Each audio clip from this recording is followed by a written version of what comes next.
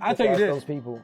I went to a black dominant high school, and I used to sneak them in there into the lunchroom, right? And I used to be like, they should be like, we want to battle you. I used to be like, nah, can't battle me. Why don't you battle the white boy over there first?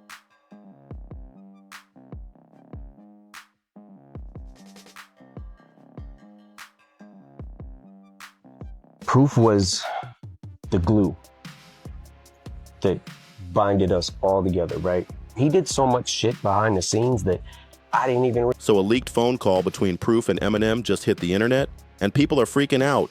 In the call, it really sounds like Proof was trying to give Eminem a serious heads up about something shady going down. This ain't just small talk, it's deep. If you've been keeping up, you already know this story runs way deeper than music. Proof wasn't just another rapper out of Detroit. He was Eminem's day one, his ride or die, the glue holding D12 together, and a legend in the streets. When Proof was killed in 2006, it didn't just shake the industry, it flipped Eminem's whole world upside down. A really rough time at that. Yeah. You know, I mean, it hit us all, you know, everyone in the group. I mean, there was so many people that loved Proof, you know what I mean? Just me particularly took it was rough. Yeah. You know what I mean? Like it was, especially the first year, it was bad, you know? But here's what most people don't realize. Before Proof got shot, folks close to him say he started acting different. Something was off. A few people who were around back then claim he had a real serious conversation with M not long before everything went down. And now, parts of that convo are leaking out. And if this stuff is real, then yeah, Proof was clearly worried for M. Whatever he told him might actually explain why M started pulling away from Detroit after it all went down. So now the big question, what did Proof really say on that call? And how much did M already know before that tragic night? But before we dive into the leaked call itself, you gotta understand what was happening in Proof's world at that time. This wasn't just a random night gone wrong. Nah, it was looking like chaos was closing in on him, and fast. By 2006, Proof wasn't just M's hype man anymore. He was doing his own thing, dropping solo tracks, rocking local shows, and still holding Detroit down heavy. That's the only way to obtain greatness, man, is to find ways to motivate yourself. But people around him started noticing a shift in his vibe. He seemed stressed, worn out, and kind of paranoid. Not like he was ducking cops, but more like he felt something bad was coming and couldn't quite call it. Proof was caught in the middle of a whole mess.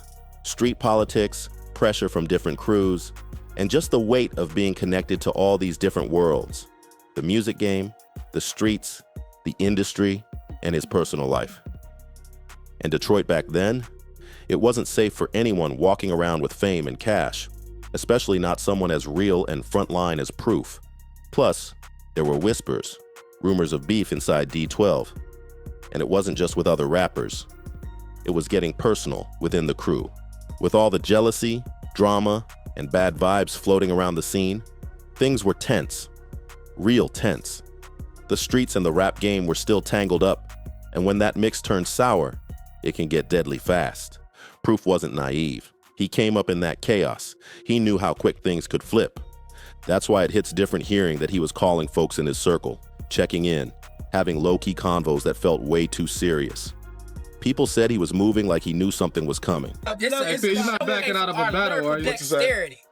I'm back out of battles, but I don't do no audio ass, stage ass. What the fuck is that? It ain't stage. I already got y'all, so we on that stage. We put condoms on it. These bitches put And now the call with Eminem, the one that just resurfaced. Yeah, that one wasn't out of nowhere. Proof had been moving different for weeks. Some say he barely slept. Others said he started drinking way more than usual. He even told someone close to him that he had a bad feeling, like something was about to go down soon, and not in a good way. So when we hear that there was one last call to Eminem, where Proof sounded like he was trying to say something without fully spelling it out, it fits too perfectly. And that leads us right to the night everything changed. It all went down in the early hours of April 11th, 2006, at a small after-hours joint called CCC, tucked off Detroit's 8 Mile Road. Nothing fancy, just a low-key neighborhood spot with pool tables, regulars, and open super late. Cities, would you say? Is there a certain kind of person that lives in Detroit? What makes people from Detroit different? Yeah. Just because, like, in our city, there's not a whole lot to do. Mhm.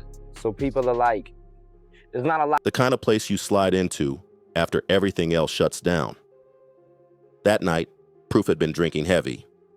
Word is, he hit up another club earlier, then rolled up to 300 sometime after 3 a.m.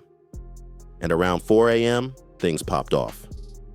There was a heated argument during a pool game between Proof and a man named Keith Bender Jr., a 35-year-old U.S. Army vet.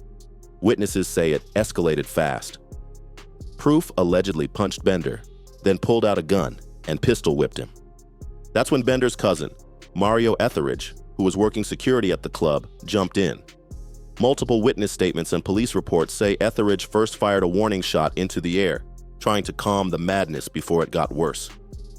Then, when Proof allegedly turned the gun toward Etheridge, things took a deadly turn. Etheridge shot him multiple times. Proof was hit in the chest and head.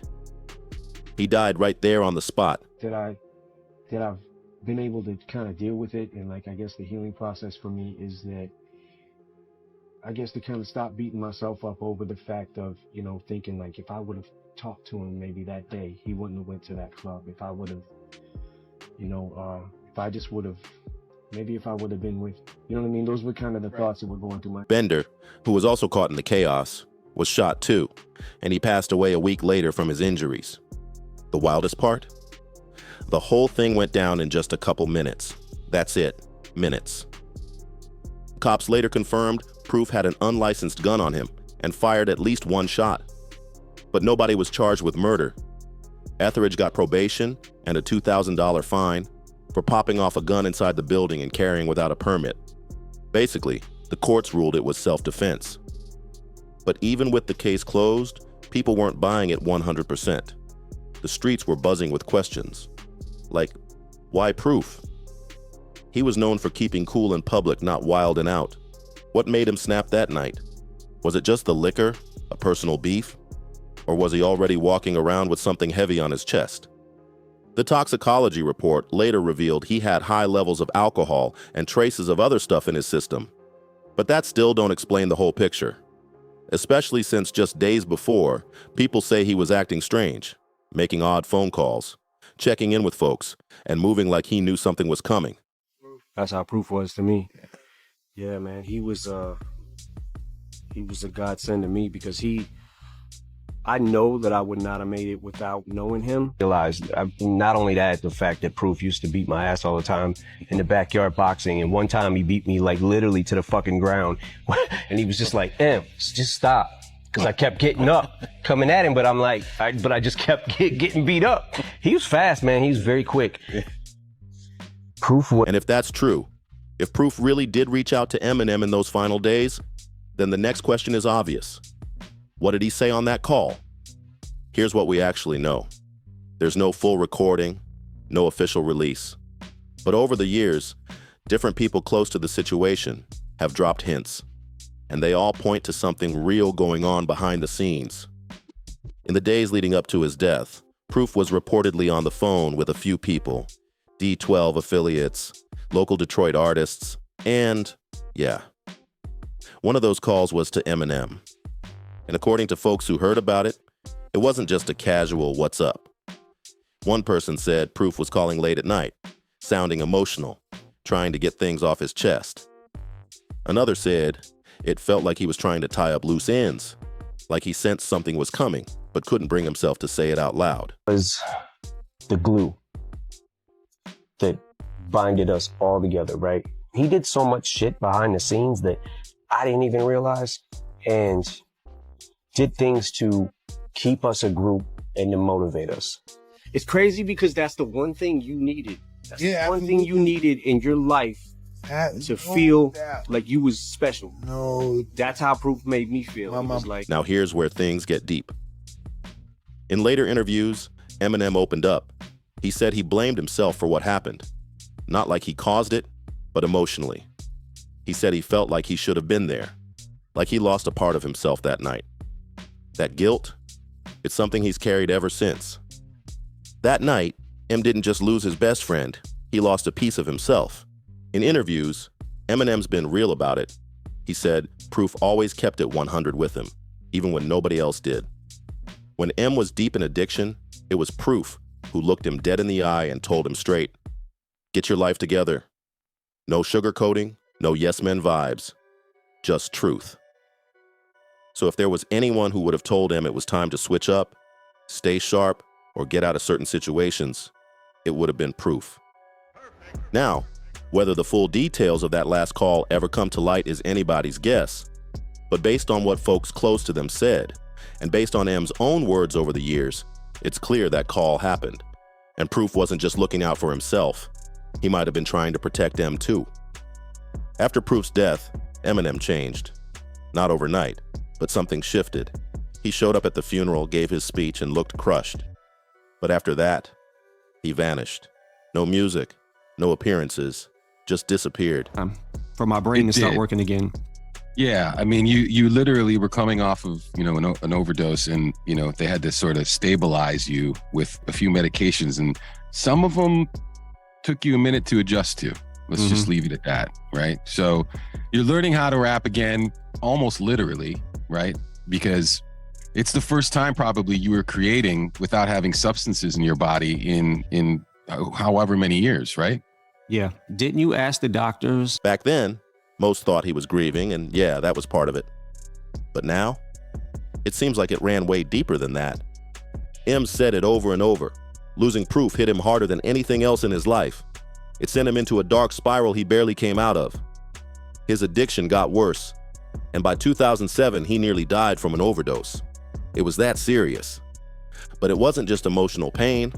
M started pulling away from Detroit, especially the local scene. He wasn't out there like he used to be, and that shift was major. For someone who built his whole identity on being from the D, suddenly going ghost, people noticed. He got way more private, tightened up his circle, beefed up security, and stopped showing face in public like before.